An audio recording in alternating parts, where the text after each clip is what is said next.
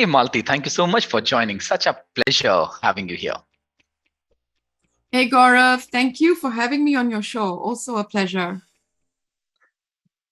And by the way, I must tell you, the painting that you have behind you, it's looking so beautiful. Tell me more about this painting. The painting, honestly, it's actually not that we didn't put that much thought into it. It's just something that my husband bought in Bali a long time ago, and now it's set up here in my home office, which used to be the guest room. But as you know, with the state of the world right now, working from home, we needed to convert both bedrooms into studies. So I felt that it just looks nice as a backdrop since we're working on virtually most of the time, and that's why it's there. I understand. Thank you so much for sharing. It's looking so pretty. So, Malti, your fifth book is already out. And thank you so much. I've received the book and I loved it. I just loved it. And what caught my attention is the title of the book, Mastering Your Life. What does that mean when you say mastering your life? Yeah, a lot of thought went into it, and the most important part for me in mastering your life is the ing, the mastering, because I think that we are always growing and evolving, and life mastery is when you realize that you'll never actually ever be a master and you'll always remain a learner. And and so if you can live your life in an effort to embark on trying to master it, that's why mastering. Also, also the word mastery to me is the opposite of being a victim to life. So Hmm. being a master of your life means that you realize that you're no longer just um, just a victim of other people or circumstances, and that you can take on that role of being a master of your own life. Hmm. You know, I didn't look at that. I didn't even notice ing. And while I was listening to you, I could relate to that because it's a continuous journey. It's always in action. You're always moving towards that. And as you mentioned, it's the opposite of victim. So either you could be a victim in your life or you could be working and walking on the path of mastery. So thank you for bringing that. Just connecting it when you're talking about victim, and on one hand, you're talking about mastery. And I remember our last conversation, Malti, and also in your book, you have spoken about either you can live your life from a space of survival mode or you could really enjoy that. Why do you say that we are not born to survive, but to enjoy? Tell me more about that. Yeah, thank you. The moment I realized that, it was like a light bulb moment for me. Mm, And I think that's what led to me writing this book. And it was a moment of realization that life and survival, it's almost opposites. The fact that we were born, then that presupposes that we are going to live. mm, So I feel it's almost an oxymoron to then just think about survival, because the fact that we were born means that we are already worthy, we are already deserving of this life that we have. So the purpose can't be to just get away from death or to just survive. The purpose needs to be something higher, something different, something much more fun and enjoyable than just trying to not die. So mm, I saw that stark opposite. And I feel that a lot of us have inherited survival consciousness from our ancestors. I think when I've done some research on my own family, and I'm sure it's the same for many of us, our families, our ancestors had to fight and had to struggles that we don't. Even through evolution, right? There was always the survival, but we are so blessed, many of us, not all of us, unfortunately, but we are so blessed to not have to fight that survival game and mm. actually enjoy our lives, live our purpose, and maybe while we do that, um, give some attention, some intention, some care to the people on the planet that don't have that luxury. You asked a short question, but I had No, a pretty long answer. no, it has actually opened up several new doors for me, because the choice of the words that you're using, on one hand, we've got survival, on the other hand, we can enjoy. You use the word putting our intentions, right? You also mentioned not many are blessed. But at the same time, Malti, my limited experience, and I would love to hear the multicultural experience that you bring in this space. As per my limited experience, I often come across people who are still looking for survival mode. They're always into the survival mode. They're saying, hey, if this is the minimum that I would need for my life, right? What would happen in case this is not there? What would happen? What if, right? So most of their sentences, they begin from what if it goes wrong. What do you think? Where's that survival instinct come from for individuals? So for me, I realized there was a point when I stopped saying, what if things don't work out? I actually started to ask, what if they did? And that was amazing. When I started to look at life from, hey, what if I could be a huge success? What if I could be happy? What if I didn't have to live paycheck to paycheck, month to month, just enough, just in time? So I can't speak for the world, right? In my books, and I guess in my experience, I speak from my experience. I try to make sense of the things I've learned in my career as a coach and facilitator. And I try to make sense of it through my own life. And I know that I lived survival consciousness up to quite recently. So even though I've been doing this work for over 2 decades, I know that there was a shift that happened more recently where I stopped living the survival mindset that I used to. And to your point, I think you're right. A lot of people have gotten into a habit. And what I said earlier, I think we've inherited it. I think most of us inherited from our ancestors, our mothers, in our mother's wombs. And if you would know, right, you're so well read and knowledgeable yourself, but you know the work of, say, Bruce Lipton, Yeah. Joe Dispenza on epigenetics. And we know that we've inherited patterns of thought and belief systems. And unfortunately, a lot of us inherited survival consciousness from our ancestors. So it takes mastery or self-awareness to realize that, hey, I was born with these lenses and maybe I don't need them. So my intention is to raise awareness and help people to realize that they are already wearing some glasses, and maybe these lenses are no longer valid. So, Malti, thank you for bringing that. It's like listening to you is like unwrapping a box and delayering one layer at a time. This new layer is where you're talking about the lenses that we are born into, the context that we are born into. And you also spoke about epigenetics, right? Would it be a fair assumption to make that the life that we are living, or the life that I am manifesting, is somewhere or the other is the result of the lenses that I'm wearing and the context that I'm born into? Yeah, absolutely. Absolutely, right? I don't think it's physically possible to have results or outcomes in your life that are outside of what you already are programmed. So if we come back to, it's how I see the world, which is my lens, will give me some options to take certain types of action or not take certain types of action. And those actions are going to lead to the results and the outcomes that I have in my life circumstance. So that's why you find that many times people who come from, say, poverty mindset, they aren't able to break through. Very few and far between will break through it. Many will be stuck because that's all they see, because they've seen their parents, their surroundings doing, behaving, treating themselves as the underdog and never having the courage to break through because they don't think that they're worthy, they're allowed, they're able or capable. So I think we are all contained by the lens through which we see. And to your point, we are born with those lenses. But we are also born with an internal innate desire to learn and evolve.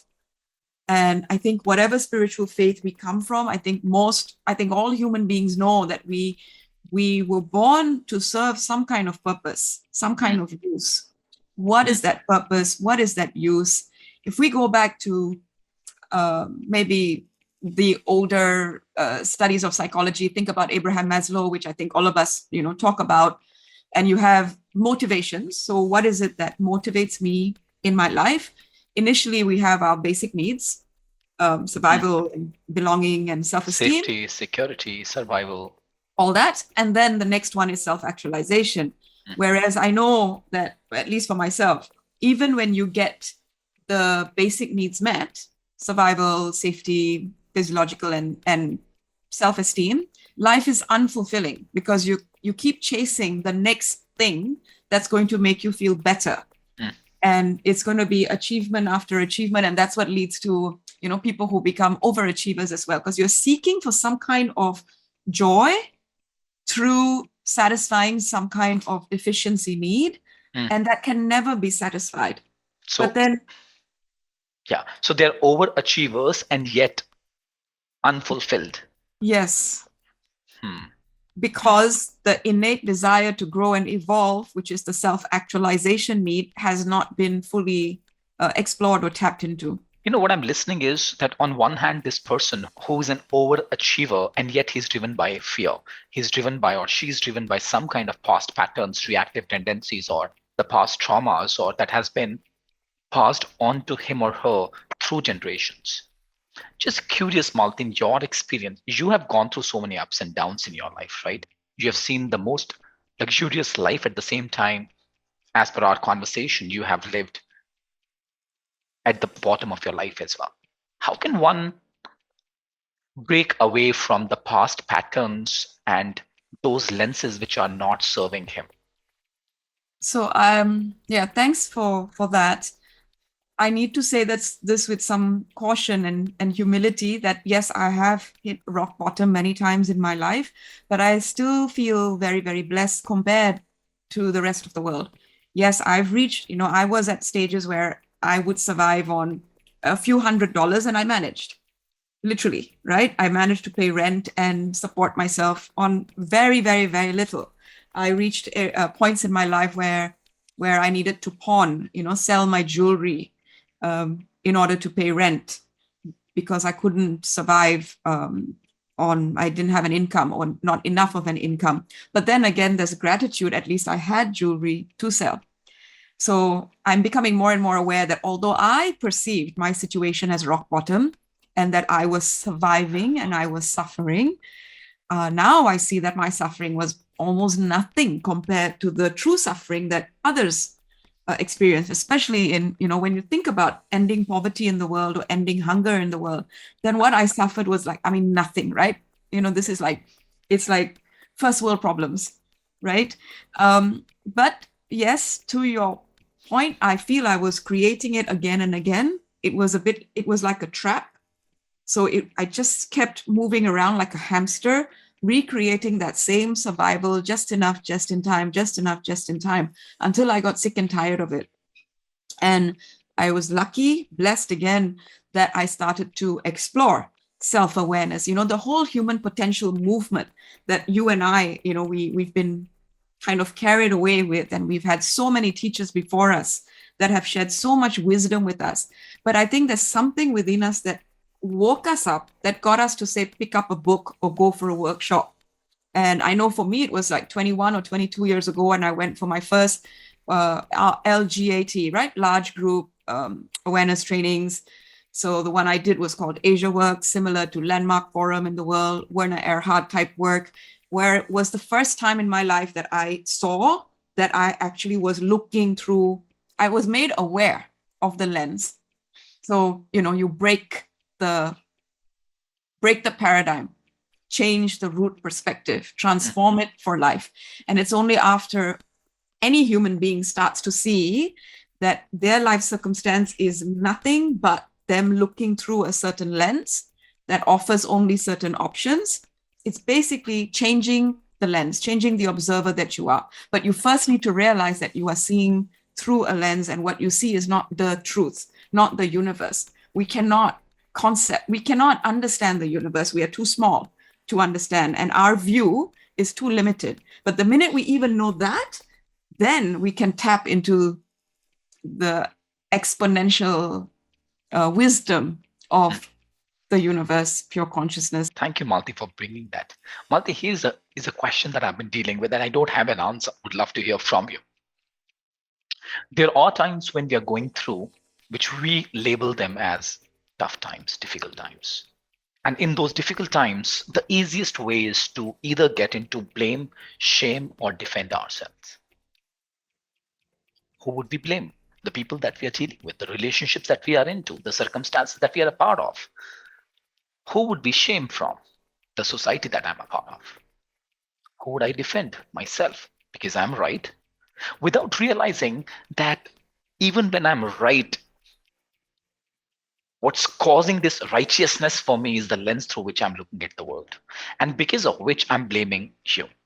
Journey continues, and I continue to blame the other person, because of which we choose to part ways. After many years, I wake up and I say, oh, shucks, man. It was because of me. That relationship did not work. Unfortunately, it's already a few years now. But during that time, I caused that damage to the other person. Yeah, you hurt them. Yes. Yeah. So unconsciously, but I did. Yeah, you bring up a few things that I've talked about a lot, extensively in the book, because blame, shame, guilt, I think are the worst things we can do to ourselves and to others. But it's also quite automatic because, like you said, oftentimes, most of us are living in survival consciousness. Survival will always come with fear. And what is a fear? The most simple definition of a fear is a perception. So back to the observer.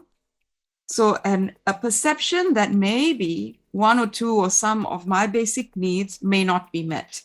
If I perceive that my needs may not be met, I will feel fear. And that's all fear is. So fear is a perception that maybe my needs may not be met.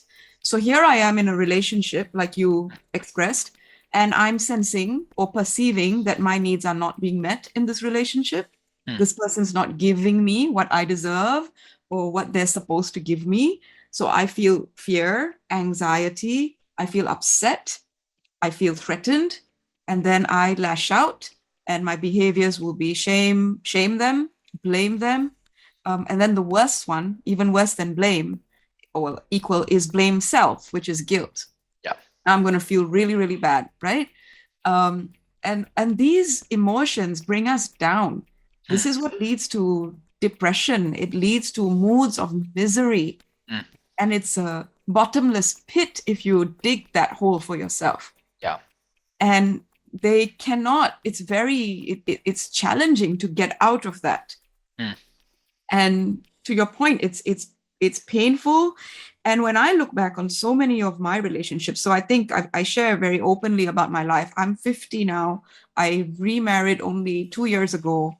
I was divorced when I was 26. So, I ended a relationship when I was 26 years old, and I already had a young daughter.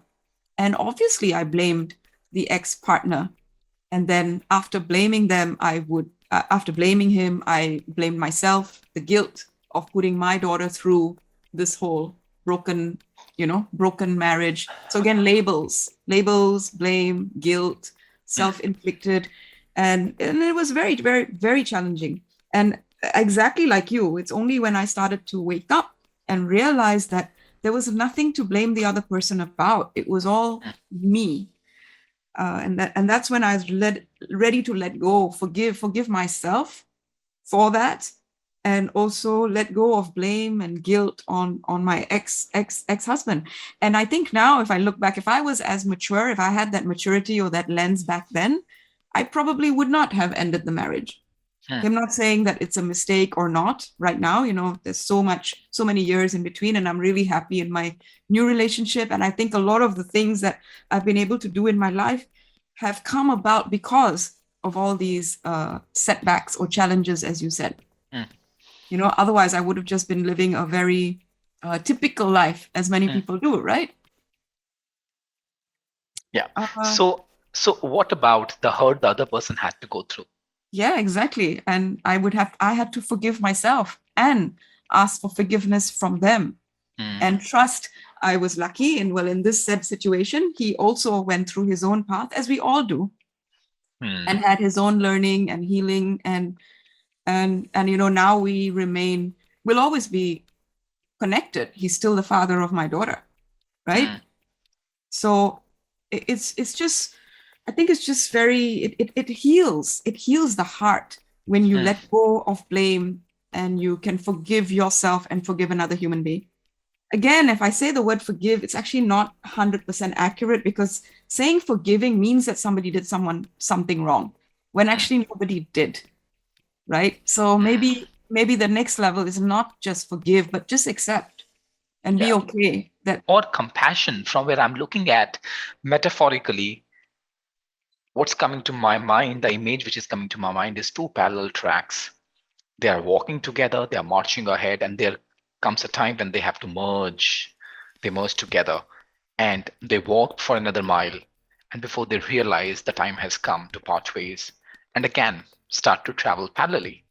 Now, there are two ways to travel parallelly. One is to carry so much of resentment, so much of blame, shame, guilt, regret. Or the second one is, as you mentioned, the first level is forgiveness. The second level is how can I be more compassionate for the person who traveled with me, even for a mile, even for 2 miles. yeah. And I see, I've also realized that it's I learn so much from my daughter. And I realize from her, she's skilled with language. So she's a teacher and an author, a literary expert. And the way she uses language inspires me, because I also love language. And you and I were just talking about this earlier, right? We express ourselves through language. The action that we do in our lives is mainly language. We talk, we communicate, we send out emails, or we use social media, and we communicate, we express ourselves. Mm. Today, I heard another expression that language is the chimney of the heart. And I thought that was amazing. It's so cool. So my daughter has shown me that life is not binary, and you can't judge anything as good, bad, or black, white. Mm. Things are just what they are. It's how we see them that make them good, bad, black, white. And I think Shakespeare said that, because she's also a big Shakespeare fan. Mm. But what I also realize is that just accepting compassion for myself, my ex-husband, helped me to become more compassionate towards everybody. So realizing that everyone who appears to be hurting me, them, someone else, they are hurting themselves. Yeah. So instead of going into blame and shame and anger, how about I wonder what's going on in their life that makes them behave the way they do. Mm. And if I don't have to associate with them, I will distance myself from them, send them love from a distance, and let it be. And if I had to associate, then I would seek to understand them. Mm. Mm. Mm. At the same time, I often share that it requires a huge amount of courage to take a stand for someone that you love. In those circumstances, I'm just wondering, what does stand mean for you? Is distancing yourself from that person and continue to share, send your love, is that taking a stand? Or being with them, helping them walk that path? And in return, you might get hurt as well. You would get some pieces of pain here and there.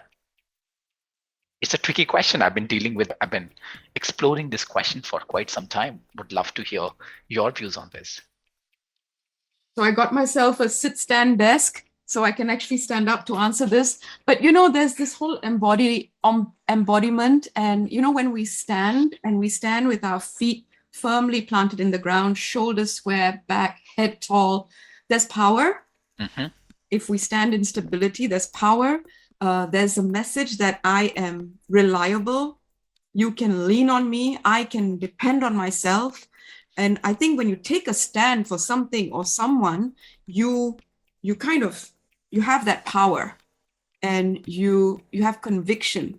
mm, But to your point, I think sometimes the stand we need to take is for ourselves. mm, And I still believe in self-love and self-compassion before, or at least in parallel with love for others and mm, compassion for others. mm, And if I find situations where some people, you mentioned, walking parallel. So I do not believe that the entire planet was meant to walk parallel with each other. yeah. So there might be many, many, many souls who will not resonate with Malti's words, my words. Mm, They're not going to pick up my book, for example, okay? Or they're not going to listen to your podcast. But that doesn't mean that others won't. So we have people who will resonate with us and we resonate with them. And those are the ones that we can, I think, inspire, support, mm, help to bring awareness to them. After all, they're going to have to take their own action, but we can help to bring some awareness. mm, But there are some people that maybe they're not our chosen souls, and they will find their own saviors or partners mm, or guides along the way. mm, So I'm willing to say that if it doesn't feel right, if it drains my energy completely, it makes me feel sad, triggers me too much, and it feels like a constant battle, then maybe I'm not ready to take mm. a stand for this person, even though I love them. Yeah, yeah. So that's one perspective. There's another perspective that I heard someone saying, where I was talking to another guest of mine when he mentioned that not all the paths with your soulmates are soulful. It could be painful as well at times. Now, the question is, how willing are you to walk that path? So, here are the two different perspectives, one from Malti and one from another guest on my show. Now, it depends entirely on to us as listeners, which path would we want to take? Both the paths are equally good. As Malti's daughter said, there's nothing good, there's nothing bad. There's nothing called good or bad. It's how we choose to look at that. Malti, you spoke about self awareness, right? Now, here's a question. As an individual who has walked that path from survival mode to the growth mode or the enjoyment mode, that's one. Also, as a coach and the leader that you are. Now, here's a question. How can we start to question our lenses if they are not serving us? And before that, the hidden question is, how would I know that this belief, this lens is not serving me? Yeah, you inspired something that I really wanted to share, and I think is the essence of the book. So if the middle of the book, I think chapter 4, 5, and 6 are devoted to reframing, rewiring our mindset or our mind. Change. So I literally say, change your mind, and you Mm, literally change your life. mm, Okay, so you need to change your mind, but you need to first know that something needs to be changed, right? Otherwise, you won't precisely. change it. And I think, again, it was a blessing for me. And I started about 12 years ago, is when I started to meditate, like actually learn a method, a very simple method of meditation. And I started to practice it. And I learned so much from the journey of just learning it and then practicing it and now teaching it. Just seeing the exponential results and awesomeness that it's brought into my life, awareness that it's brought into my life. And it's something that you can only trust after you see the benefits. Because most people are going to say, I don't have time to do all the things I want to do. You want me to sit quietly for 5 minutes and do nothing? Like, you get restless and you don't see the benefit of doing nothing, right? I know a lot of people are advocates and ambassadors for meditation, and I'm another one of those, because I really can attribute my transformation, my life success, my intuition, my ability to make choices in the moment. So even what you said earlier, how do you know? I feel that there's an instinct or there's intuition that you can trust and you can tap into that. And that's how you know. So you know without being able to logically explain how you know, but you know. And in order to strengthen and harness that ability to trust your intuition, you need to meditate. Mm, So I think in this book, I guess because I turned 50 this year, right, I'm really using that as a badge. I'm no longer hesitant to prescribe. mm, In my previous books, I was a little bit like, the coach mindset is like, we will not tell people what to do. We will ask them, let them come up with their own answers. Yeah, I do that. But I also feel there's certain things that I feel are like, you just have to brush your teeth every day, right? There's no arguing about that. And if you want to have that argument, I won't do that with you. So to me, it's like hygiene.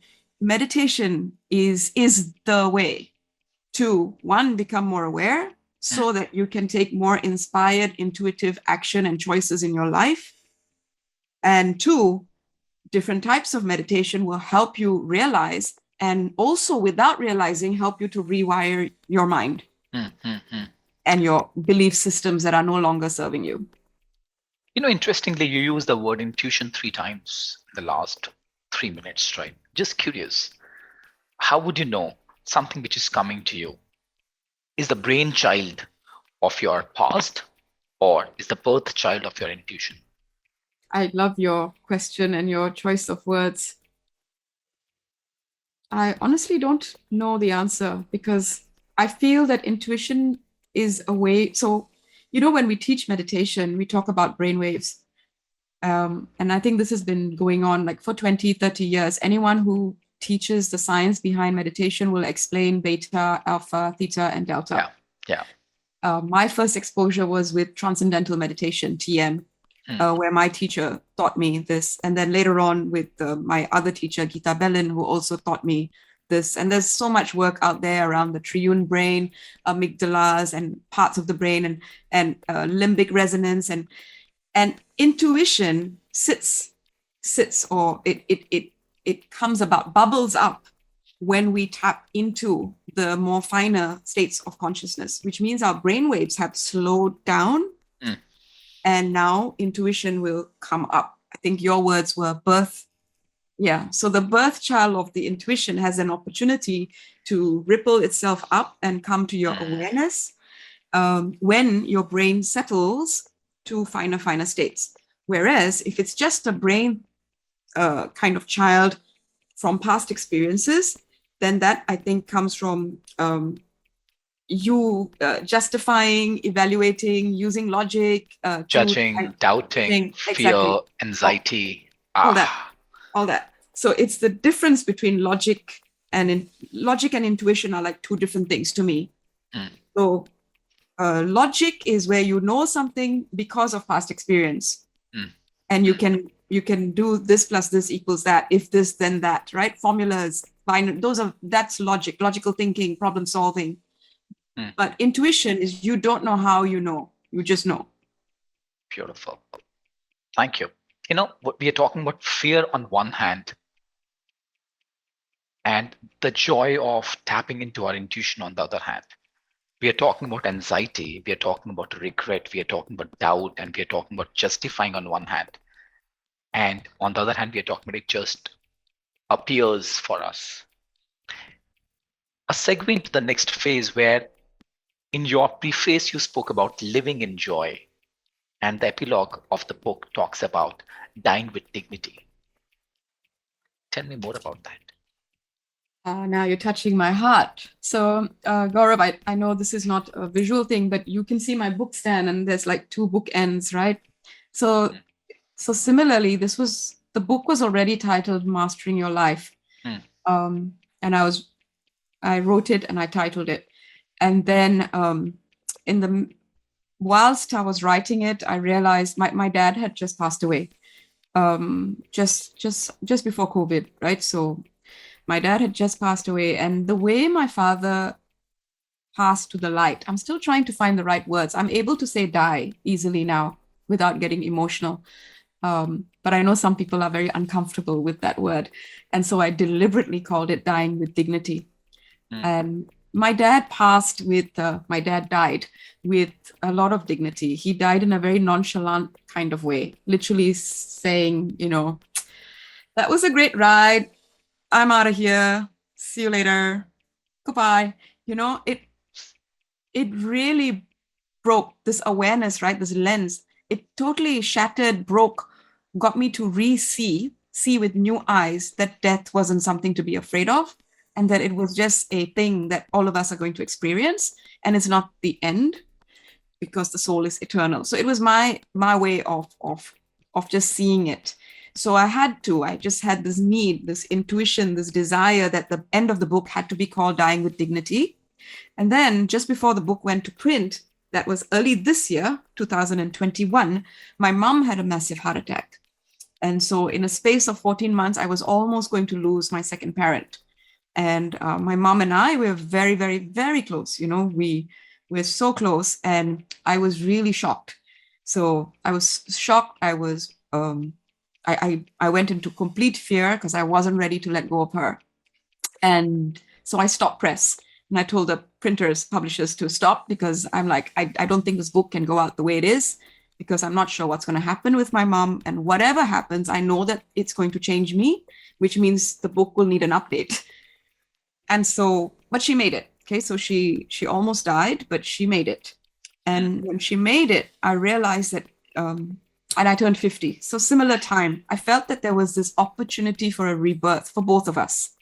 So she got a second chance, take two in life. And I realized that she spent the past life, always looking after people, caring for my dad who was unwell, caring for all of us. But then after her illness, it came back to self and just enjoying the rest of her years because we don't know how many more years she has. So now she just watches Netflix and she enjoys this. She enjoys life. But for me, I realized the same, that life shifted from enduring life to enjoy this life. I don't know how long I have, and I'm just going to really enjoy it. And I think that is our birthright, to enjoy life. And that's why the preface is living in joy. And the word enjoy means enjoy, to be in joy and joy, and dying with dignity. And the pages in between, that's our life. So we master our life. Thank you, Malti, for sharing this. And every time when you're using the word dying or dying with dignity, or all these words were creating some kind of vibrations for me. I don't know what are those. I'll definitely look into that. But I could relate with when you said dying with dignity and how important is dignity, whether we live with dignity or we die with dignity. So living in joy and dying with dignity. Now I can see the beautiful bridge there. It's like a rainbow. Yeah. When my dad passed, so when we were younger, my dad was very, very successful. We were born in Singapore, and my dad had many shops. And if you're familiar with Singapore, then his shops were on Orchard Road, which is like prime location. And we lived a charmed life. We were born privileged, golden spoon type, me and my older brother. And then through the years, somehow there was a recession, and my dad lost all his money. And, we had to pack up and move countries and start again. So my dad had a lot of these ups and downs in his life, but he never gave up. He would, whatever age he was, he would be able to just relocate. My dad has lived in Guyana. He's lived in Spain. He moved us to Spain. He moved us to Australia. Then he moved to India. And then he moved back to Australia. And he just had this, yes, survival consciousness, but also a lot of courage. And so when he was almost passing, he was at a low point again because he was, suffering in his health, and he was in a low point. And I had this desire to, at least in my power, whatever I could do to restore his own sense of self and enjoyment and dignity. And we were able to do that. So a few months before he passed, he attended my wedding and he danced with me. And it was like his moment of joy, and those pictures, I know that he used to show it off in the hospital to everyone. Look at, he wasn't showing me off, he's showing himself off. Look at me dancing. Look, I'm 80, I can still dance. I'm on dialysis, but I can still dance. And so I really felt that he died with dignity. The whole life came full circle. And he was also able to see his daughter remarry, which I think was something that was important for him. What I'm also listening is, I'll come to the dying with dignity in a while. I'm just picking up the word dignity here. Living with dignity means living without fear as well. That look at me, I'm 80, I'm on dialysis, and yet I'm dancing, right? Also in your book, Malti, on several occasions you have mentioned taking action from a space of purpose and courage, and not from fear or compulsion. And you spoke about dignity and courage while you were talking about your father. This sounds pretty cool that take action from a space of purpose and courage. Tell me more about that. How can I tap into that space of courage and purpose when I'm living with so much of fear, compulsion, regret? Gaurav, you're a great interviewer. You somehow managed to put difficult questions across, but they help to tie everything together. So, Thank you. courage, as we must have heard defined, is not the absence of fear, but it's the knowing that something else is more important than what I fear. So the word courage already presupposes that there is something that we're afraid of, else we won't need courage, right? Okay, so it's like courage means choice. Yes. And so now you have a choice to do something despite the fear. So you feel some fear, you feel some discomfort, but you're still going to do it. But what will give you that courage is to see that there's something beyond your fear, which is often our purpose. So it's either a goal, an aspiration, a very strong desire, or is this sense of purpose. Even if we haven't articulated what our life purpose is, even if we're not sure what it is, but if we know that something really makes us feel good, makes us feel joyful and fulfilled, my guess is when we are doing things that help us feel fulfilled, we are on purpose. When we're doing things that feel fearful, when we're doing things that don't feel right, then we are operating from fear. We're trying to get away from something, which is also a form of motivation. I think in the past, we used to use a lot of away from motivation. Let me get away from what I'm afraid of versus how about let me just move towards what gives me joy. I don't think there's a difference. For me, there's no difference between joy and purpose. Living a joyful life equals living a purposeful life. Purposeful life, yeah. I was put on this planet to enjoy this life. I was given 5 senses so that I can enjoy these senses. You notice the painting. So for me, visual and sensory and music and taste. I was put on this planet to enjoy all of this. It's a choice that I make. Yeah. And I think pain and fear, I guess, because the body is such an intelligent organism, it needs to also, obviously, we want to stay alive. So the body's job, or the reptilian's brain's job, is to keep us alive.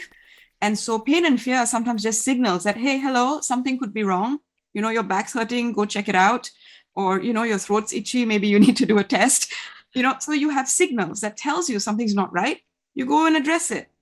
It's about being watchful of your own self, be a witness to your own self, be aware of what's happening, and making a choice to live a life which is joyful, as you said, which is purposeful, and choosing courage over any fear.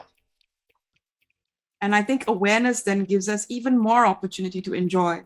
If you are aware and conscious of what you're eating, what you're listening to, what you're looking at, then you enjoy it more. But if you're looking at your phone every time you're in the car, if you're working while you eat, if you're doing 6 different things because you're just rushing to get so many things done, then you don't enjoy each thing fully. Malti, the first book that you wrote was almost like a decade back.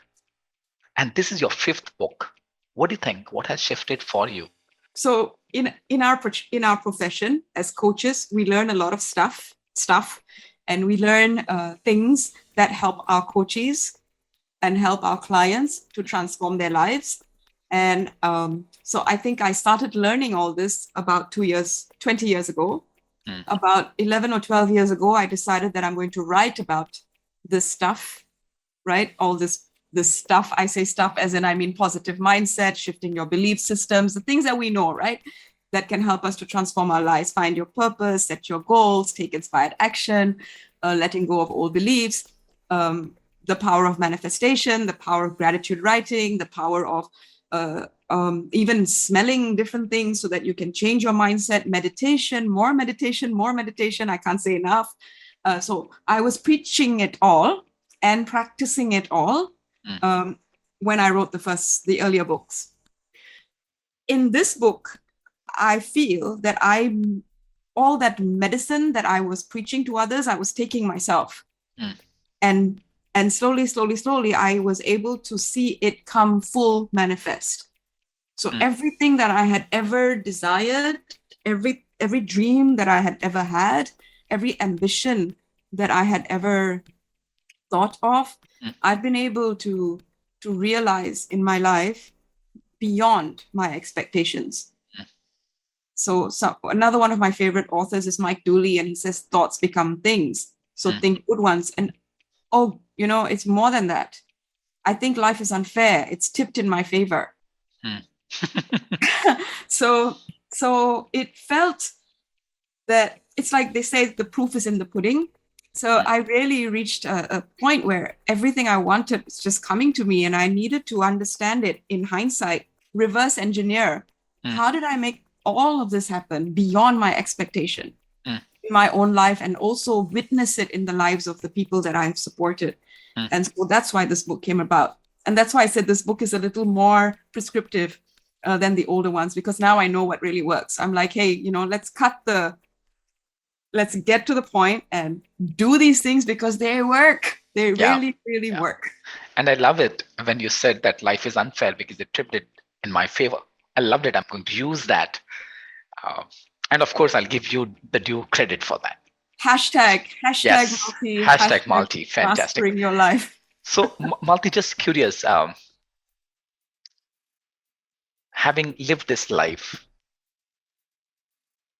having experienced different shades of life, different flavors of life, as you mentioned, that you use your 5 senses to enjoy life, to live a joyful life, having gone through all the ups and downs.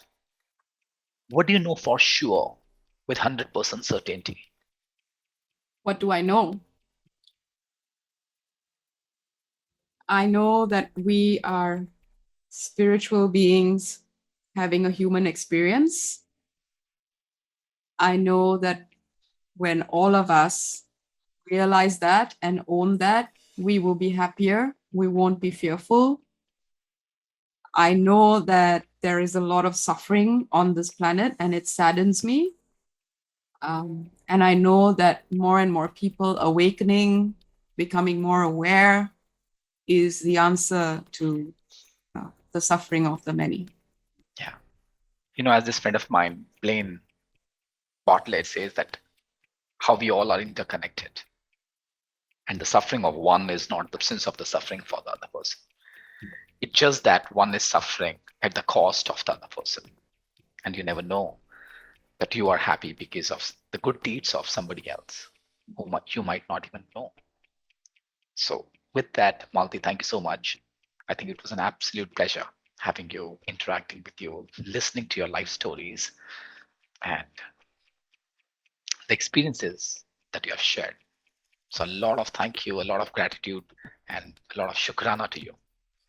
Thank you, Gaurav. Thank you for the opportunity to be on your show. I think it's a great show. Thank you. Thanks for bringing the voices of so many people to all your listeners. Thank you. Thank you.